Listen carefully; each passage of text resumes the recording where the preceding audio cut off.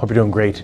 Had a great meeting this morning at the Portage County Business Council. It's called Business Exchange. It's where professionals shares with those that want to attend, and usually members of the local, basically the chamber, but the business council, about different topics that they find of interest. And so the specific one that was talked about this today was about stresses and how you can deal with them.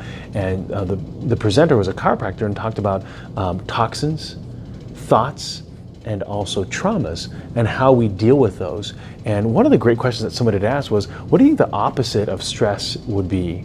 Because you really can't get away from stress, that's part of life.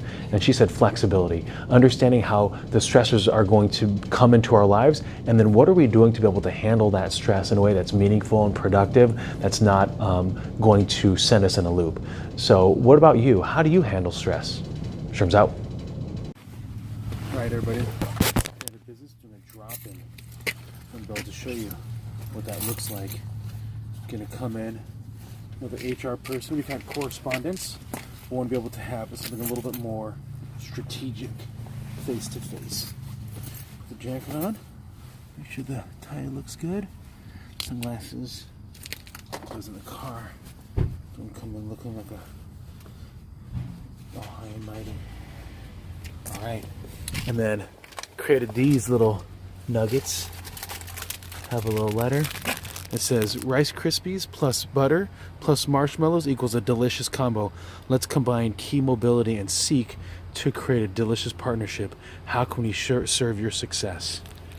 Let's go get them. Here we go. Number 2. Let's make it happen, everybody. Woo! All right. Stop number 3 here. First one, person was a meeting. Second one, there are using services, but we'll continue to keep in contact as things ebb and flow. When it comes to people, they're the biggest variable. People are crazy. All right, 4th stop here. Last one, another person was on vacation. Spoke with Eric though, wrote down Eric's name. People appreciate their name being remembered, extremely powerful. I find for most people when they ask someone's name, they don't actually listen. So next time you ask someone's name, just stop talking and actually remember what they're saying.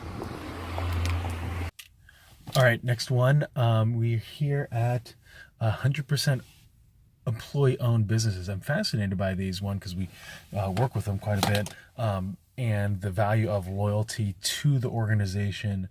I find it to be pretty powerful, and it's not just money invisible down the road. It becomes part of the culture, part of the conversation. So if you're finding that might be something, if you're a privately held company, that might be a way to be able to establish a stronger connection with your employees, sell it off, and establish basically non-voting stock. So that way the profitability then is spread throughout to the employees based on the number of years that they worked, based on their hierarchy in the organization, by their contributions. Can be very, very powerful. Sherm's out. All right, last business I stopped into, the guy came over to me and said, my boss is in a meeting, so because I rang a doorbell, so they brought me around and actually said, hey, I do need some help.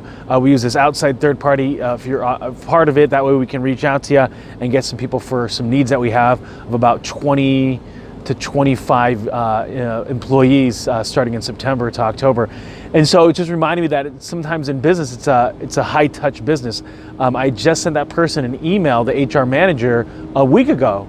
And so all of a sudden, the production manager is the one that's needing the help, and then lets the HR person know, but there's like this delay.